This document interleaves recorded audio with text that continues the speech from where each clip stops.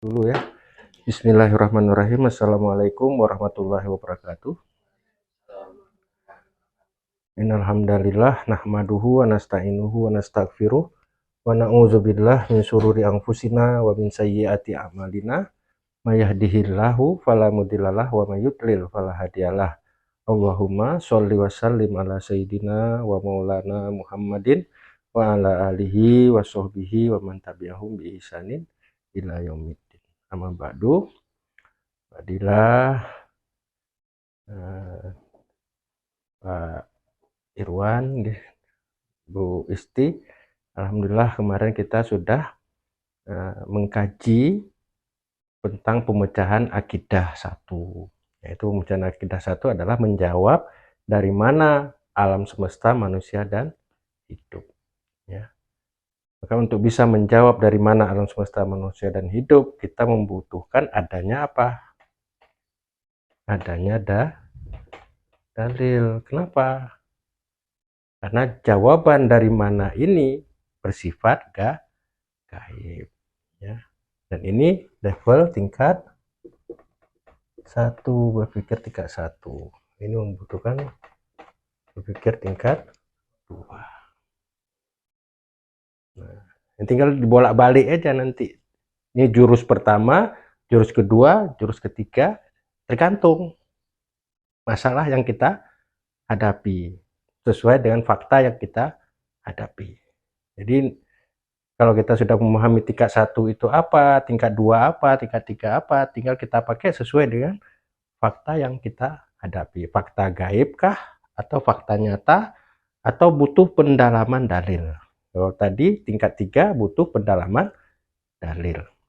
Maka dalil yang ada apa? Yang pertama adalah kita tahu dari mana alam semesta itu dari Al-Quran. Yang kedua dari Rasulullah.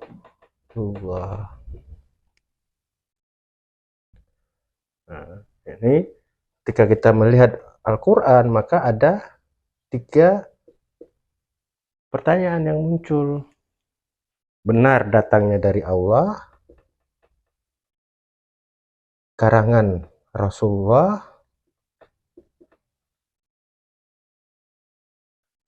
karangan orang Arab. Maka ini harus tertolak, karena Al-Quran itu tidak boleh datangnya dari makhluk, harus datangnya dari Al-Khaliq, dari Allah. Dan tidak boleh ada campur tangan Al-Khaliq di dalam Al-Quran. Maka ini harus terbantah. Bagaimana cara membantahnya? Al-Quran sendiri yang menjawab. Wa in kuntum fi raibim mimma nazzalna ala amdina fa'tu bisurah. Jika kamu ragu dengan apa yang aku turunkan kepada Muhammad, buatlah satu surat saja yang semisal dengan Al-Quran. Jadi orang Arab bersatu untuk menjawab tantangan Al-Quran, sampai sekarang ini tidak mampu. Jadi orang Arab waktu itu zaman Rasulullah, zaman puncak-puncaknya sastra, tidak mampu membuat tandingan Al-Quran atau membuat satu surat yang semisal dengan Al-Quran. Ada yang mau coba-coba tapi cuma dangkal. Tandingan surat Al-Fil. Ya cuma dia bisa menggambarkan bentuk gajah aja. Jadi masyarakat waktu itu menganggap dia Al-Kazab, pendusta. Jauh dengan apa yang disampaikan oleh Nabi Muhammad SAW. Nabi Muhammad menceritakan suatu peristiwa yang amat menakutkan orang Arab waktu itu, karena ada satu pasukan bergajah yang ingin menghancurkan Ka'bah. Jadi orang Arab bersatu tidak bisa membuat satu surat yang semisal dengan Al-Quran. Dan ayat ini masih berlaku sampai hari kiamat. Kalau sekarang katanya udah peradaban ilmu pengetahuan, banyak profesor, banyak ahli bahasa Arab dan sebagainya, silakan terima tantangan Al-Quran. Membuat satu surat yang semisal dengan Al-Quran. Dan Al-Quran ini dijaga oleh Allah. Inna nahnu nazzalna dzikra wa inna lahu lahafizun. Kami yang menurunkan Al-Quran dan kamilah yang menjaganya. Kalau memang ada satu huruf saja yang berubah, langsung ketahuan. Udah, sekarang karangan Rasulullah. Rasulullah adalah seorang Arab. Ya, betul. Orang Arab yang banyak saja tidak mampu membuat Al-Quran. Apalagi yang satu orang Arab. Terlepas beliau tadi sebagai nabi yang menerima wahyu. Berarti bukan beliau yang mengarang, tapi diajarkan oleh Allah. Kalau beliau sebagai nabi. Tapi sebagai manusia biasa, Rasulullah itu hanya orang Arab, satu orang Arab. Yang orang Arab yang banyak saja tidak bisa membuat satu surat pun yang semisal Al-Quran, apalagi yang satu orang Arab. Mustahil bagi akal. Karena kesimpulan akal cuma 3. Wajib bagi akal, jais bagi akal, bisa jadi bisa tidak. Yang ketiga adalah apa? Mustahil. Mustahil bagi akal. Jadi kalau tadi berpikirnya normal, orang yang banyak aja ndak kuat ngangkat meja ini, masa saya sendiri kuat? Di luar ada kekuasaan yang lain. Jadi orang yang normal. Itu berarti benar datangnya dari Allah. Sudah terbukti secara akal bahwa benar Al-Quran itu ini tertolak sisa Allah. Benar Al-Quran ini datangnya dari Allah, bukan karangan Rasulullah, juga bukan karangan orang Arab. Maka ketika sudah terbukti Al-Quran benar datang dari Allah, maka apapun yang terdapat dalam Al-Quran harus diterima bulat. Tidak usah dipikir-pikir lagi. Maka untuk bisa memahami Al-Quran bagaimana? Kita membutuhkan informasi sebelumnya. Dari siapa? Dari para ulama. Ulama dapat dari mana? Dari guru-guru sampai kepada Rasulullah Muhammad Sallallahu Alaihi Wasallam. Maka ilmu itu harus bersambung. Karena dijamin masuk surga itu hanya Rasulullah Muhammad Sallallahu Alaihi Wasallam. Yang lain tidak ada jaminan. Kecuali dia mengikuti sunnah-sunnah yang diajarkan oleh Rasulullah sesuai dengan syariat Islam. Dia mengamalkan itu, maka jadi sebagaimana 10 sahabat dijamin oleh Rasulullah. Kenapa? Karena memang menduplikasi semua sunnah yang dilakukan oleh Rasulullah. Perkataan Rasul, perbuatan Rasul, diamnya Rasul, itu termasuk sunnah. Jadi sunnah itu bukan hanya hadis toh. Ya, hadis itu perkataannya, perbuatannya, qauluhu, fi'luhu, wa tasdikuhu, diamnya Rasul. Itu termasuk juga sunnah. Nah, kenapa harus adanya Rasul? Kenapa Allah tidak langsung memberikan informasi itu kepada semua manusia? Mengapa? Apa urgensi adanya Rasul? Mampu tidak Allah itu memberikan informasi kepada manusia yang lain, sama seperti diberikan kepada Rasulullah Muhammad SAW? Mampu tidak Allah memberikan Al-Quran ini kepada semua manusia? Tidak diberikan kepada Rasulullah toh. Mampu? Maha kuasa Allah memberikan Al-Quran ini kepada semua manusia tanpa adanya Rasulullah? Maha kuasa enggak? Maha kuasa. Tapi kenapa harus ada Rasul? Apa urgensinya, pentingnya ada Rasul itu apa? Kalau memang tadi Allah Maha Kuasa memberikan hidayah, memberikan Al-Quran kepada manusia, kenapa tidak langsung pada manusia saja? Kenapa harus melalui Rasulullah Muhammad? Ada yang bisa jawab? Pernah terpikir selama ini? Kita beriman itu harus dengan ilmu. Beribadah harus dengan ilmu. Ilmu dulu baru berbuat. Nah, untuk dapat ilmu itu harus dengan adab. Adab kepada guru, adab kepada teman, adab kepada ilmu itu sendiri. Kalau tidak dapat ilmu. Jadi adab dulu baru ilmu, ilmu dulu baru berbuat. Apa urgensinya ada Rasul?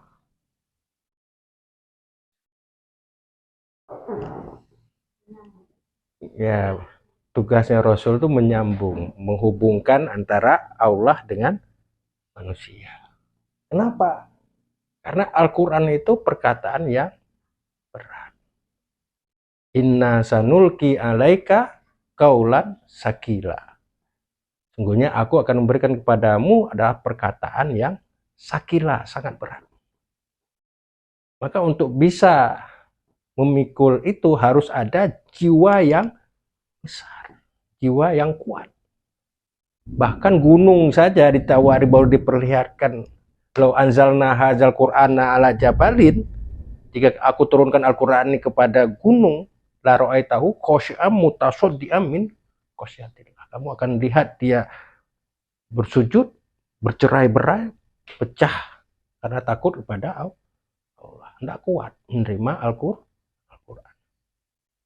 Maka dibutuhkan adanya utusan Rasul untuk menerima tadi informasi dari Allah untuk disampaikan kepada semua manusia. Kalau tidak ada yang menyampaikan informasi dari Allah, maka manusia itu kan berbuat sesuka hatinya, sesuai nafsunya. Apa yang nampak dia sembah, dia muliakan. Karena pada diri manusia itu ada namanya gorizatut tadayun. Gorizah atau nafsu ingin mensucikan sesuatu. Jadi kita pernah dengar animisme, menyembah pohon, menyembah batu, menyembah binatang, gitu kan? Yang dia anggap gaib, yang dianggap ajaib, itu dijadikan Tuhan. Maka manusia ketika tidak punya ilmu seperti itu, ketika tidak berpikir, jadilah dia seperti makhluk jadian. Allah menyempurnakan manusia. Buat apa kita diberikan otak ini kalau kita tidak berpikir? Nah, cuma sekarang kita sudah di posisi yang tadi lemah dalam berpikir. Kenapa lemah dalam berpikir? Karena Islam itu tidak lagi mengatur pendidikan, tidak mengatur kehidupan, tidak mengatur ekonomi, sosial, politik. Ya, ketika pendidikannya tidak diatur dengan pendidikan Islam, maka pemikirannya jadi lemah. Yang terjadi apa? Hanya level berpikir tingkat 2 lah. Nggak usah dibilang tingkat 0. Nggak usah dipikir tidak berpikir sama sekali, nanti banyak orang yang marah. Baru level berpikir tingkat 2 toh. Walaupun tidak memenuhi syarat. Padahal Islam itu mengajak manusia untuk berpikir level tingkat 7. Ada 7 level berpikir dalam Islam. Maka kalau kita sampai ke level tingkat 3 saja, itu sudah mengalahi profesor. Ya, kalau Mbak Dila nanti bisa ngamalkan tingkat 1, tingkat 2, tingkat 3. Ketika ada informasi dari orang seperti ini, nah bagaimana cara kita menyikapinya? Pakai level berapa? Jadi kita berhujah, berargumen itu kuat. Sementara mereka-mereka yang tidak belajar metode berpikir, ya udah, pokok men, wis, karepmu, kembali lagi kepada perasaan. Ya wis toh, udah wis toh berarti tidak mikir. Ciri-ciri orang yang berpikir itu selalu punya argumen, punya hujah, punya alasan, punya dalil. Jadi tidak pakai bakok, tidak pakai pokok men. Ini level berpikir tingkat 1. Maka untuk bisa menjawab dari mana alam semesta, manusia, dan hidup, apa? Kita bertanya kepada siapa? Kepada Allah. Betul? Karena yang menciptakan alam semesta, manusia, dan hidup ini adalah Allah. Kalau kita tidak bisa bertanya kepada Allah, tanya kepada siapa? Tanya kepada Rasulullah. Betul? Karena Rasulullah juga sudah tidak lagi bersama kita, maka kita bertanya kepada siapa? Tanya sama Al-Quran. Apa jawaban Al-Quran? Qul huwallahu ahad. Katakanlah Allah itu ahad. Berarti yang menciptakan alam semesta itu siapa? Allah.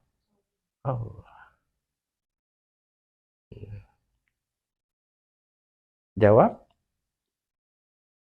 Karena tadi sudah terbukti bahwa Al-Quran itu benar datang dari Allah kan. Al-Quran firman Allah. Kalamullah. Jadi bukan makhluk Al-Quran itu. Al-Quran itu bagian dari Allah. Bukan. Al-Quran itu zatnya Allah, bagian dari Allah. Jadi tidak bisa disebut makhluk, karena makhluk itu akan fana, bersifat fana. Dia akan hilang. Kullu syai'in halikun illa wajhah. Segala sesuatu yang ada di muka bumi ini akan hancur, akan hilang, akan fana, akan musnah, kecuali zatnya Allah. Ya tadi Al-Quran itu zatnya Allah, bagian dari Allah. Jadi bukan makhluk, bukan ciptaan, tapi sesuatu yang keluar dari Allah. Kalau Al-Quran, nah ini Mbak Jelafia, kalau Al-Quran yang tertulis, nah, ada juga yang mengatakan tadi ya tetap itu zatnya Allah. Yang lebih rojih mana? Ya tadi kalau yang kami pahami, Al-Quran itu yang tidak yang tidak bercampur dengan tulisan-tulisan yang lain, itu bagian dari firman Allah. Kalau yang sudah bercampur, ada terjemahannya, ada lain-lain, itu menjadi kitab biasa. Kitab biasa itu makhluk. Perlakuan kita terhadap mushaf Al-Quran itu kan beda. Perlakuan kita dengan kitab-kitab yang lain. Ini tidak boleh dia diletakkan sejajar dengan tempat duduk kita. Harus ada ihtiram, kita adab tadi terhadap Al-Quran. Tidak boleh ditenteng sebagaimana ditenteng buku biasa. Harus ada penghormatan kepada Al-Quran. Oke, sampai sini kejawab. Dari mana alam semesta, manusia, dan hidup? Kita mulai dari fakta yang bisa kita indra. Kalau kita mau dalami ini, kemarin kita sudah jelaskan alam semesta itu begitu luar biasa. Itu kan bumi kita aja itu hanya sekurem dengan karya Allah yang lain. Terus posisi kita bagaimana? Dan kita juga ini luar biasa. Itu kedipan mata kita, jantung kita, gitu kan. Kalau kita mau berpikir itu saja, pasti akan bertanya, dari mana kita ini? Orang tua kita aja tidak mampu. Kalau memang orang tua kita mampu memilah-milih, membentuk tubuh kita, pasti dia akan menarik-narik badan kita supaya besar di dalam rahim ibu gitu kan. Terus wajah kita jadi ganteng, kalau yang laki-laki, yang perempuan jadi ayu kan. Terus yang mengontrol itu semua siapa? Apakah orang tua kita yang memberi makan, maaf bubur? Tidak. Kalau logika kita, setiap orang makan mesti buang kotoran kan. Kalau tidak ada makanan mesti mati. Gitu. Tapi nyatanya tadi bisa ada makanan yang dimakan tapi tidak ngeluarin kotoran. Mana lari kotorannya itu? Itu siapa yang mengatur itu semua? Nanti kalau kita mau berpikir, kita ngeliat pesawat aja, hebat, siapa yang nyiptakan? Apinya kok api, kok canggih men, yang nyiptakan siapa ini? Kan mesti berpikir, ingin tahu dari mana. Kalau kita manusia tadi tidak bisa memikiri ayat Allah tadi, karena ayat Allah kan ada dua, Al-Quran itu ayat kauliyah, alam semesta manusia dan hidup ini adalah ayat kauniyah, ciptaan Allah yang jadi tanda-tanda kebesaran Allah. Ayat itu artinya tanda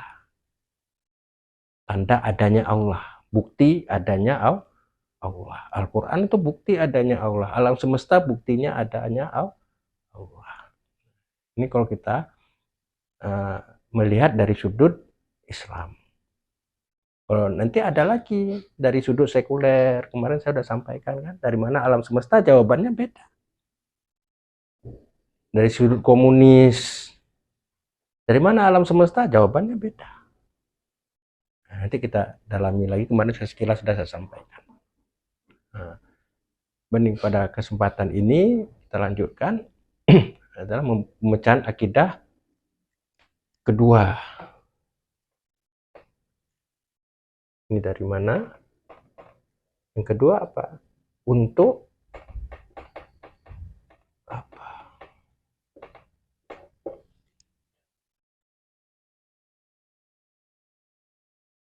Untuk apa? Tadi udah ketemu. Diciptakan oleh Allah. Untuk apa? Alam semesta, manusia dan hidup. Hidup Badila untuk apa?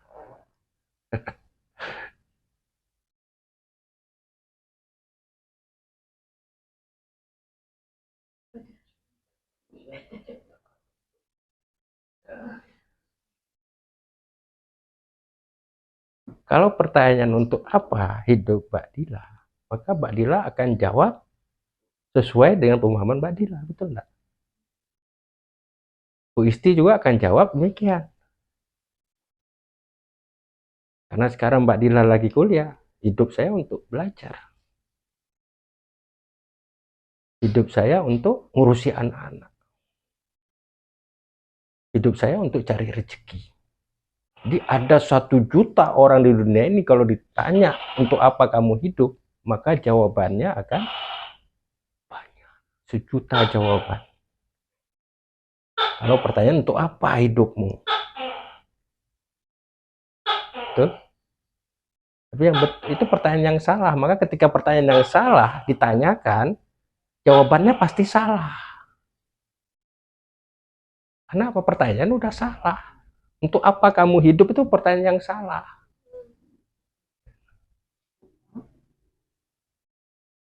Jawabannya pasti salah. Pertanyaan yang benar bagaimana? Untuk apa Allah ini menciptakan alam semesta, manusia dan hidup? Maka kita bertanya kepada siapa lagi? Tanya kepada Allah, karena Allah pabriknya, Allah sang penciptanya. Untuk apa HP ini? Kalau ditanya kepada manusia kan bisa macam-macam jawabannya. Buat ganjal pintu lah, buat lempar anjing lah, buat lempar mangga lah. Bisa buat nonton TV lah, buat nonton YouTube. Yang benar, tanyanya ke siapa? Pabrik. Pabrik untuk apa ini? Pabrik akan menjawab dengan benar.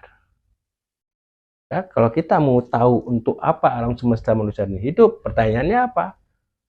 Untuk apa Allah menciptakan alam semesta, manusia dan hidup? Telepon Allah. Ya Mbak, telepon. Ya Allah.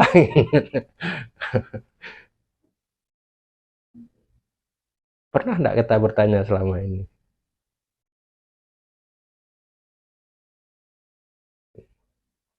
Yang benar itu, untuk apa Allah menciptakan alam semesta, manusia dan hidup? Ya, tadi kita udah tanya sama pabrik untuk alat komunikasi, HP itu. Terus kita pakai buat lempar orang, boleh nggak? Salah, karena tidak sesuai dengan proses penciptaannya. Nggak dihukum, gitu kan? Melanggar hukum kausalitas. Karena salah dalam penggunaan. Maka apa jawaban Allah ketika kita tanya? Kembali kepada apa?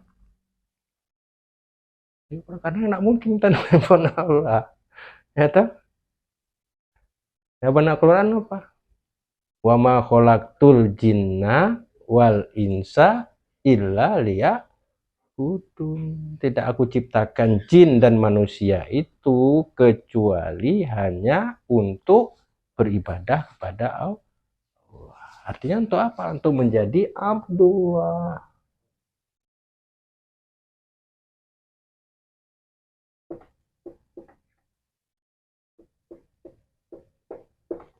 Apa Abdullah? Hamba Allah yang mengabdi kepada Allah itu Abdullah. Yang tidak mau mengabdi kepada Allah ya bukan Abdullah, hamba syayatin, apa hamba nafsu, hamba beten, hamba perut. Yang hamba Allah itu yang bagaimana? Yang sami'na wa ta'na pada perintah Allah. Inilah tujuan Allah menciptakan kita.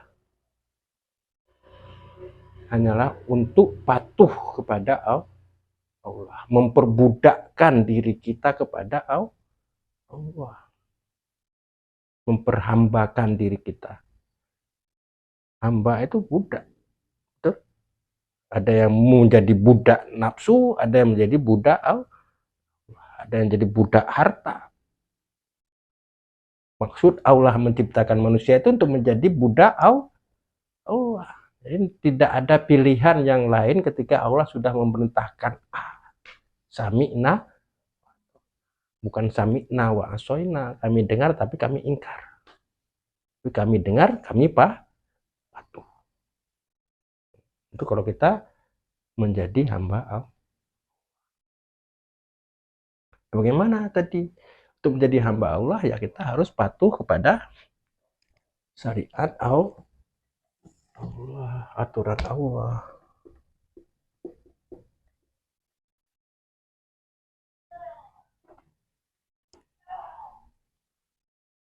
SOP-nya Allah. Kalau kerja di perusahaan kan ada SOP-nya. Nah, kita hidup itu ada SOP-nya juga. SOP dari Allah. Ini ada 3 dimensi nanti SOP-nya Allah itu. Cara memuliakan Allah, cara memuliakan diri kita sendiri, cara memuliakan orang lain. Ibadah mahdoh, ibadah nafsiyah, dan ibadah mu'amalah, kafah. Gitu. Jadi semua diatur oleh Allah, tidak ada campur tangan otak manusia, tidak ada campur tangan nafsu manusia, ada yang karena alam semesta ini haknya Allah yang mengaturnya. Ya, kok sekarang muncul aturan-aturan yang lain, nanti kita jabarkan dari tadi jawaban yang kedua, golongan yang kedua, bagaimana mensikapi alam semesta, manusia, dan hidup. Bagaimana jawaban orang golongan yang ketiga, mensikapi alam semesta, manusia, dan hidup. Singkatnya, yang menjawab seperti ini adalah Islam. Kemudian yang menjawab Allah yang menciptakan tapi Allah tidak membuat aturan, itu adalah Nasrani, sekuler, memisahkan agama dari kehidupan. Kemudian golongan yang ketiga tadi, golongan komunis, kalau kita pakai istilah Al-Quran, itu Yahudi. Maka istilah Al-Quran itu menyampaikan apa? 3 golongan ini. Walan tardo angkal Yahudu walan Nasoro. Lan di situ sama sekali tidak akan pernah rela kepadamu Yahudi dan Nasoro. Siapa? Di situ ya umat Islam. Hai umat Islam, Yahudi dan Nasoro itu tidak akan pernah rela kepadamu. Sampai kapan? Sampai kamu mengikuti milah-milah mereka. Sampai kamu meninggalkan aturan Allah. Itu baru rela mereka. Kita makan riba, rela. Ikuti HAM, bebas, suka-suka, buka-bukaan, mau pacaran, mau berzina, mau apa, suka mereka. Ridho. Makanya kita umat Islam punya musuh kan. Siapa musuh kita?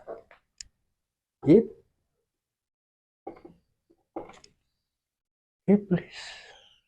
Jadi kalau kita tidak sadar bahwa kita punya musuh, kita suka-suka kita.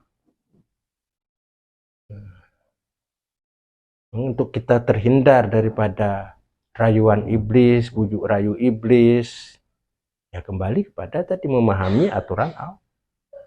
Mana halal, haram, makruh, mubah, dan sunnah. Yang haram sudah tinggalkan, nggak usah pikir ada manfaatnya, ada untungnya, enggak. Kalau emang Allah sudah katakan haram, haram. Nggak usah mikirin manfaatnya. Nah, Allah itu lebih tahu daripada manusia. Kalau Allah mengatakan itu halal, halal pasti itu bermanfaat, berguna buat manusia.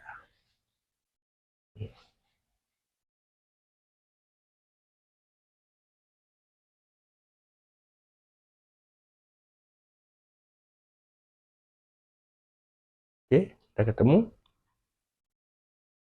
Ada yang mau didiskusikan sampai di sini? Itu pemecahan akidah kedua. Untuk apa kita hidup? Kemarin sudah terjawab dari mana kita hidup, untuk apa kita hidup. Untuk apa hidup? Untuk apa kita hidup? Untuk apa Allah menciptakan kita hidup? Tadi bilang untuk apa itu pertanyaan salah. Kok enggak pakai lagi itu? Ya, yang benar tadi untuk apa Allah menciptakan kita hidup. Jadi bukan untuk apa kita hidup. Ya. Untuk apa Allah menciptakan kita hidup. Ini pemecahan akidah yang kedua. Karena ini sudah terjawab dengan benar tadi, memuaskan akal, maka apapun yang datang dari Al-Quran, apapun yang datang dari Rasulullah Muhammad SAW, sebagaimana dipahami oleh para ulama-ulama, gitu kan, ulama-ulama mutabar, bukan dipahami oleh satu ormas tertentu toh, dipahami oleh satu orang toh, gitu kan, tapi dipahami secara umum oleh umat Islam, oleh ulama-ulama, maka itu wajib kita ikuti pemahaman itu. Jadi bukan pemahaman suatu ormas atau seorang individu, tapi harus merujuk kepada apa tadi? Dalil. Dalilnya benar apa salah? Dalilnya sahih apa tidak? Nah, itu butuh namanya tadi ulumul Quran. Al-Quran itu tidak semua wajib juga di dalam Al-Quran itu. Ada hanya sifatnya khobar, informasi tok, tapi tidak menjadi sumber hukum. Ada yang tadi ayat-ayat yang mutawatir, ayat-ayat yang mutasyabihat, dan ayat mukamat. Nah, ayat mukamat itulah yang menjadi sumber hukum. Ayat yang mutasyabihat itu tidak menjadi sumber hukum. Hanya sebatas informasi saja. Terus bagaimana Rasulullah Isra dan Mi'raj. Nah, itu cukup diimani toh. Cukup dipahami toh. Gitu. Karena itu kalau ayat hukum maka harus kita lakukan. Harus kita kerjakan. Kalau kita tidak mengerjakan itu berdosa. Ini tidak bisa dipukul rata semua ayat Al-Quran itu harus diamalkan.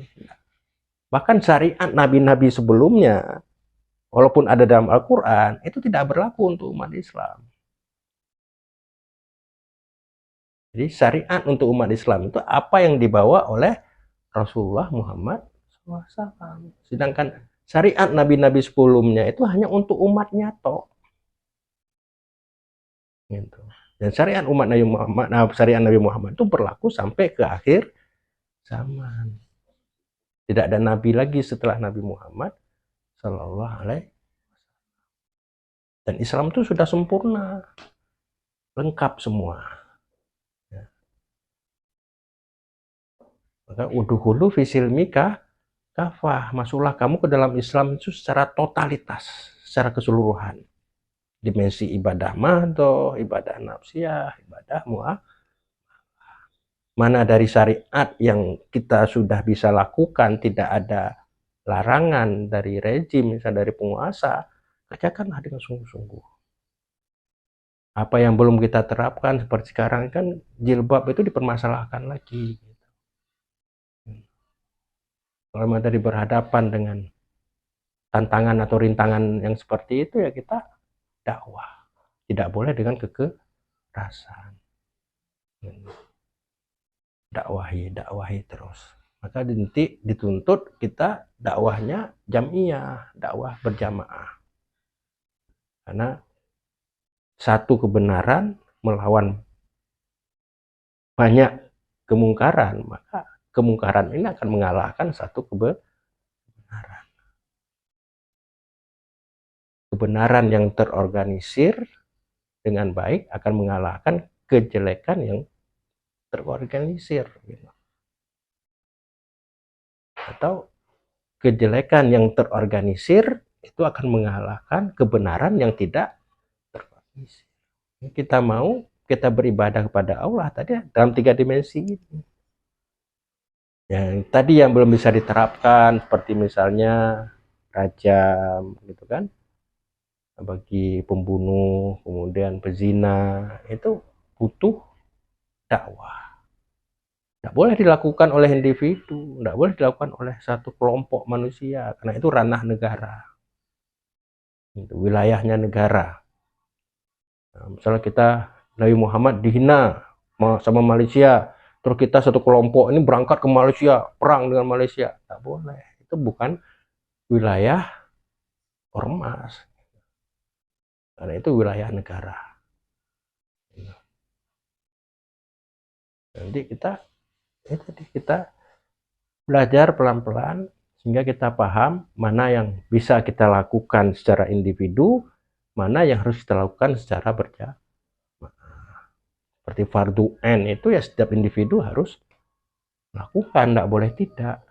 Kalau fardu kifayah, nah itu nanti itu butuh kebersamaan umat untuk menyempurnakan fardu kifayah.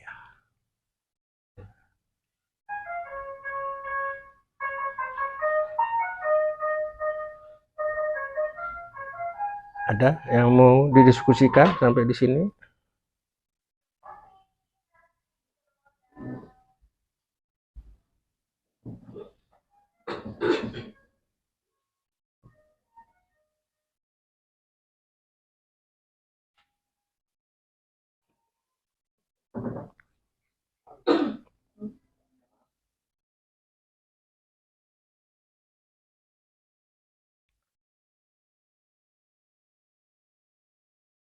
Nah, nanti kalau sudah belajar pemecahan akidah seperti ini Mbak Dila, kalau ada orang yang menyampaikan pendapat apapun, pola pikir apapun, tanya dulu dari mana alam semesta, manusia, dan hidup. Sepakat enggak?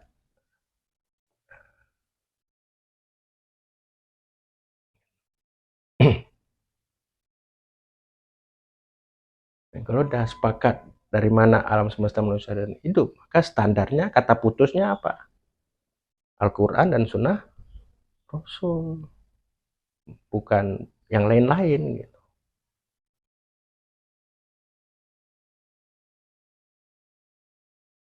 Seperti demokrasi, kapitalisme, liberalisme, itu benar apa salah? Untuk tahu benar dan salahnya, jawab dulu dari mana alam semesta, manusia, dan hidup.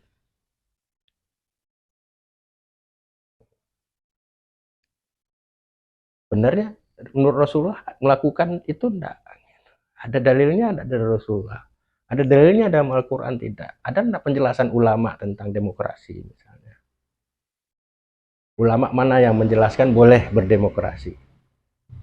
Ulama mana yang menjelaskan boleh makan riba misalnya?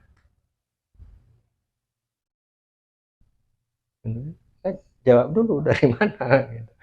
Setelah kejawab ini baru jelas untuk apa Allah menciptakan manusia, Allah menciptakan alam semesta ini untuk apa? Allah punya maksud.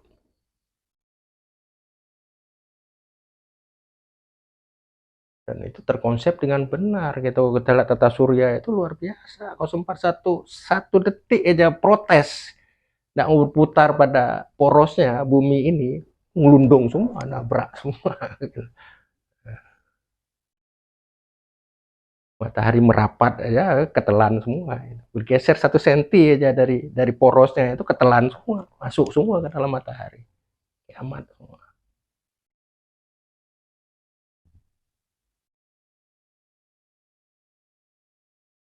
Nah, inilah yang nanti menjadi roadmap kita, menjadi apa, peta benar atau salah perbuatan kita, Al-Quran dan Sunnah Rasulullah Muhammad SAW. Saya berbuat seperti ini benar enggak ya? Kalau enggak benar berarti salah, salah berarti bermaksiat, bermaksiat berarti dapat dosa. Jadi kita belajar memahami ini. Karena hidup kita dari Allah, maunya Allah, kita patuh pada Allah, kita berarti harus kita pahami mana aturan Allah, mana yang halal, makruh, mubah, sunnah, itu harus kita pahami. Ini pelan-pelan, ini saya secara umum dulu, nanti baru kita dalami pelan-pelan. Saya mau tahu ini, saya mau tahu ini. Ya, akidahnya dulu gitu. Nanti membangun pondasinya udah kuat, mau dibangun apapun di atas pondasi itu nanti mudah. Mau 2 tingkat kah, 10 tingkat, bahkan 1 kilometer seperti Burut Khilafah. Pernah lihat Burut Khilafah? Nah, itu di struktur tanah berpasir dengan angin yang kencang. Kalau enggak didesain pondasinya kokoh di bawah itu dan struktur bangunan yang benar, ambrol. 900 lebih tingginya, hampir 1 kilometer.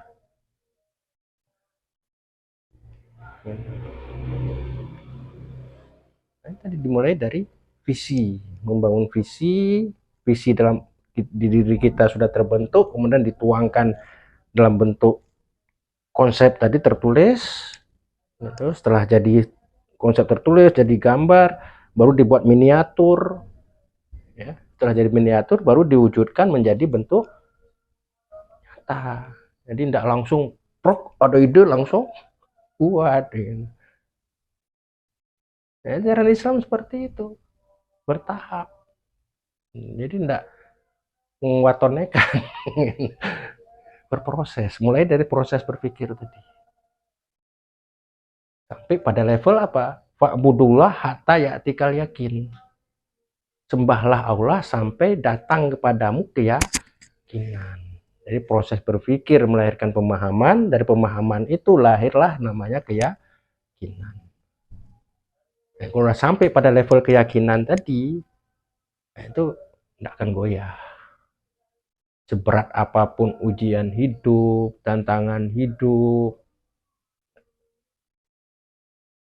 wala khaufun alaihim walahum yahzanun. Tidak ada rasa takut di hatinya dan tidak pula mereka berkeluh kesah, bersedih hati. Kenapa? Karena keyakinan dia kepada Allah itu sudah jadi iman. Kan keyakinan itu iman. Keyakinan dia kepada Al-Quran sudah benar, masuk di akal dia, sudah terpecahkan dengan akal tadi. Benar, Al-Quran itu datang dari Allah. Rasulullah itu benar, karena sudah terbukti dengan akal. Kalau memang yang saya sampaikan tadi tidak memuaskan akal, dibantah. Jangan terima tok, nanti jadi doktrin gitu. Oh, Pak Rusdi mau ngajarin doktrin tok. Yang kita Islam tuh tidak mengajarkan doktrin, tapi Islam mengajak umatnya itu untuk bangkit dengan pemikirannya, sehingga kesadarannya itu kesadaran yang kontinu, berkelanjutan. Tidak ketika dicambuk dia sadar, setelah itu tidak sadar lagi. Nah, dia sadar dari semenjak dia balik sampai dia menutup mata. Maka pada saat dia balik sampai ajal menjemput, itu sudah di ranah dia terikat dengan aturan Allah. Kalau dia patuh sama Allah, dia akan mendapatkan rahmat dari Allah, dalam kehidupannya diberi keberkahan, diberi solusi hidup, gitu kan. Di akhirat nanti akan dimasukkan ke dalam surganya Allah Subhanahu. Nah, ini nanti pertanyaannya yang ketiga, ada pemecahan akidah yang ketiga apa? Mau kemana kita setelah hidup?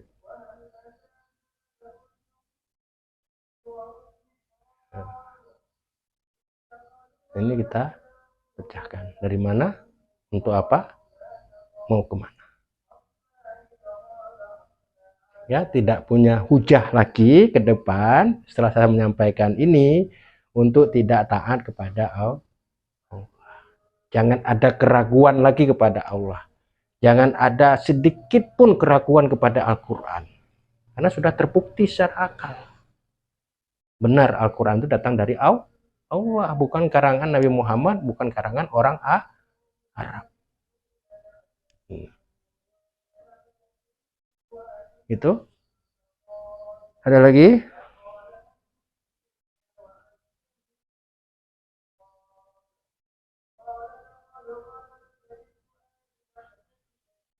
Itu tinggal dibaca materinya, nanti dilihat, dipahami lagi.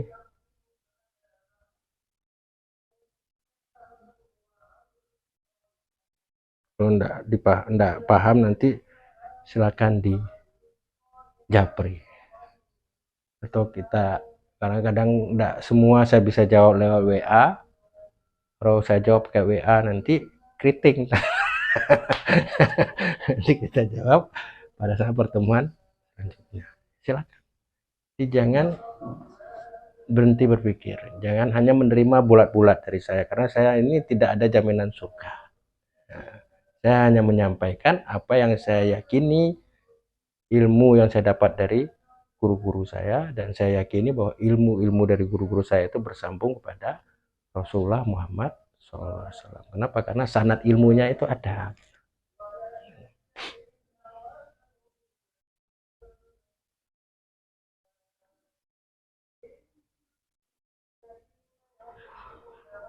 Nah, ini kalau sudah dapat menjawab ini dengan benar, insya Allah ya, kita akan bangkit dengan akidah kita. Bukan hanya akidah warisan, tapi akidah yang telah diberikan ilmu. Bahkan syahadat itu sendiri itu tidak sah kalau hanya kita mengucapkan asyhadu alla ilaha illallah, tidak tahu artinya apa, tidak tahu maksudnya apa. Maka kenapa orang Nasrani itu kita ajak ya, ayo bersyahadat, tidak mau mereka. Nah, mereka tahu itu konsekuensinya. Ketika mereka mengucapkan syahadat, berarti dia sudah keluar dari agamanya. Nah, mereka paham betul itu. Kalau ada umat Islam enggak paham ketika diajak, kan banyak sekarang yang diajak masuk ke gereja gitu, nyanyi di gereja, itu udah bagian dari mereka, itu udah lepas akidahnya.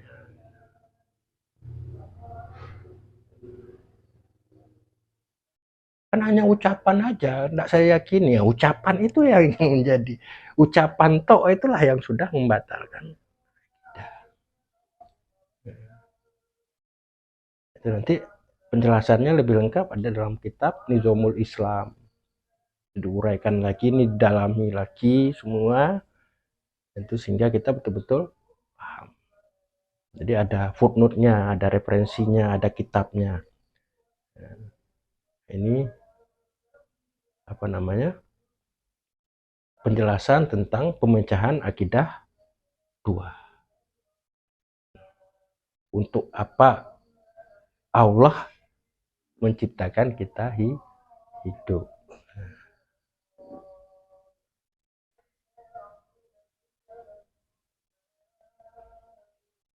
Ada yang ditanyakan? Enggak ada? Cukup, kita tutup dengan membaca hamdalah dan doa kafaratul majelis. Alhamdulillahirabbil subhanakallahumma wa bihamdika asyhadu an la ilaha illa anta astaghfiruka wa atubu ilaih. Kesempurnaan milik Allah, kekurangan datang dari saya. Mohon doa untuk maaf yang sebesar-besarnya. Wabillahi taufiq wal hidayah. Wassalamualaikum warahmatullahi wabarakatuh. Waalaikumsalam.